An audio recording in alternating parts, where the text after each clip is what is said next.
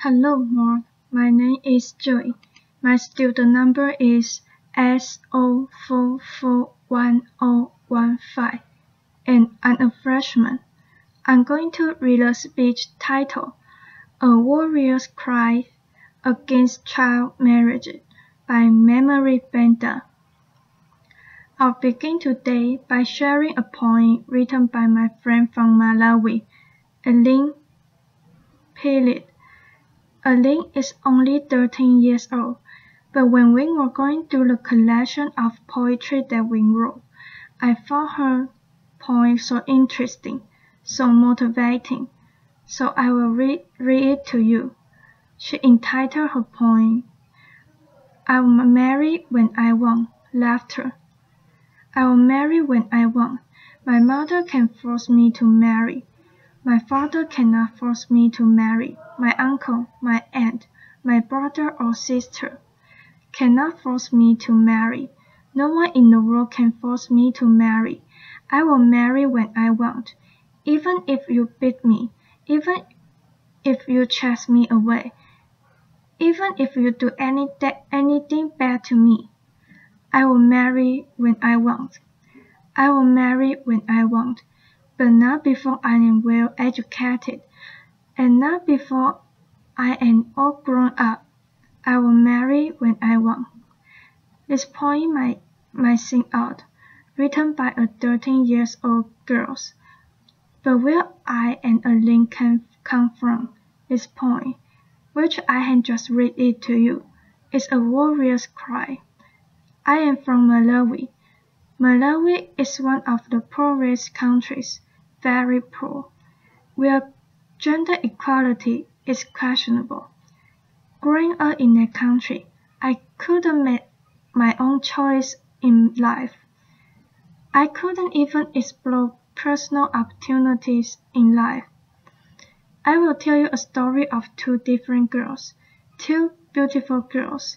These girls grew up under the same roof. They were eating the same food, sometimes. They would share clothes and even shoes, but their lives ended up differently, in two different paths. The other girl is my little sister. My little sister was only 11 years old when she got pregnant. It's a hurtful thing. Not only did it hurt her, even me. I was going through a hard time as well. As it is in my culture, once you reach puberty stage, you are supposed to go to initiation camps. In these initiation camps, you are taught how to sexually please a man. There is a special day, which they call very special day, where a man who is hired by the community comes to the camp and sleeps with the little girls. Imagine the trauma that these young girls go through every day. Most girls end up pregnant. They even contract HIV and AIDS and other sexually transmitted disease. For my little sister, she ended up being pregnant. Today, she's only 16 years old, and she has 3 children.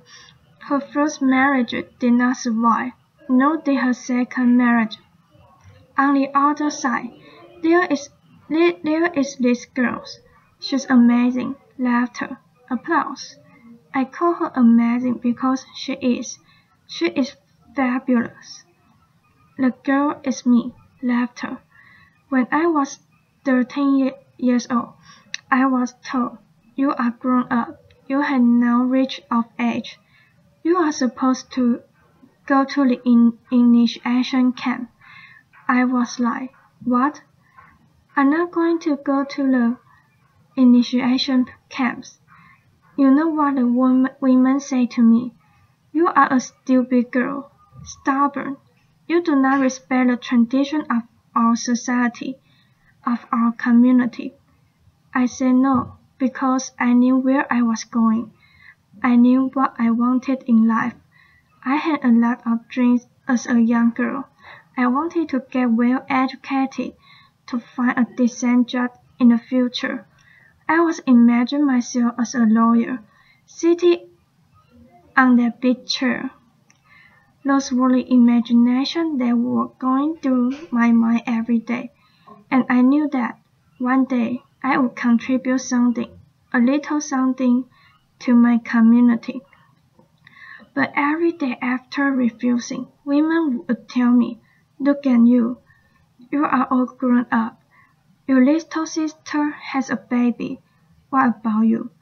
That was the music that I was hearing every day, and that is the music that girls have every day when they don't do something that the community needs them to do. When I compare the two stories between me and my sister, I say, why can't I do something? Why can't I change something that has happened for a long time in our community? That was when I called other girls just like my sister, who had children, who had been in class, but they had forgotten how to read and write. I said, come on, we can remind each other how to read and write again, how to hold a pen, how to read, to hold a book. It was a great time I had with them. Now I know that I just learned a little about them, but they were able to tell me their personal stories, what they were facing every day as young mothers. That was when I was like, why can't we tell all these things that are happening to us and present them and tell our mothers, our traditional leaders, that these are the wrong things? It was a scary thing to do, because these traditional leaders, they are already accustomed to the things that have been there for ages, a hard thing to change, but a good thing to try. So we tried. It was very hard, but we pushed. And I'm not here to say that in my community, it was the first community after girls pushed so hard to our traditional leader, and our leaders stood up for us and said no girls has to be married before the age of 18. 18. Applause.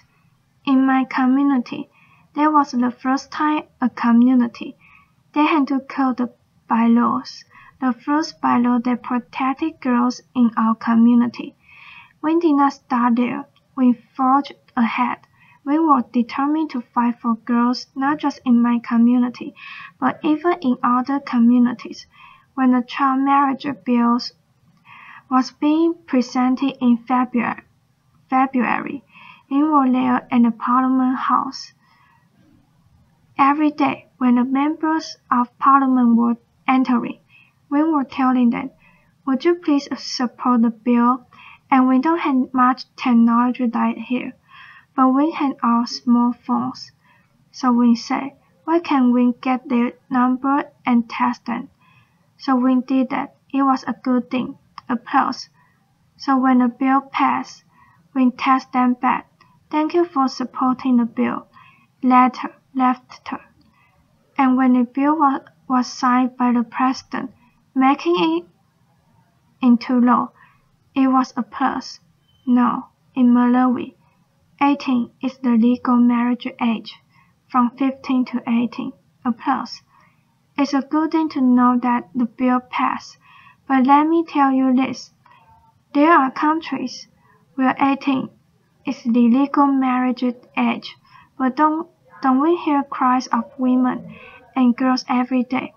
Every day, girls' lives are being wasted away. There is a high time for leaders to honor their commitment. In honoring this commitment, it means keeping girls issued and hard every time. We don't have to be subject a second, but they have to know that women, as we are in this room, we are not just women, we are not just girls, we are extraordinary, we can do more. And another thing for Malawi, and not just Malawi but other countries, the laws which are there, You know how a law is not a law until it is enforced. The law which had just recently passed and the laws that in other countries had been there, they need to be publicized at the local level and the community level, where girls' issues are very striking. Girls face issues, difficult issues, at the community level every day.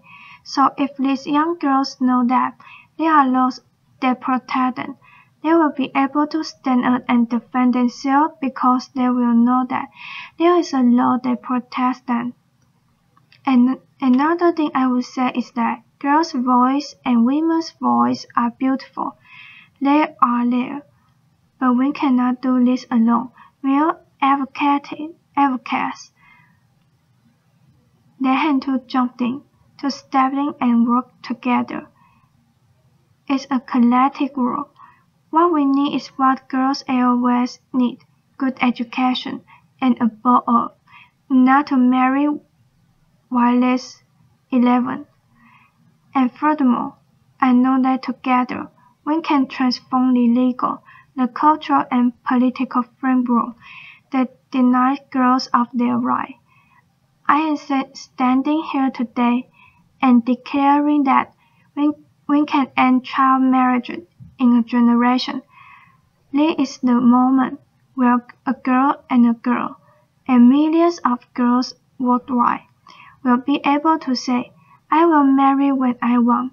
Applause. Thank you.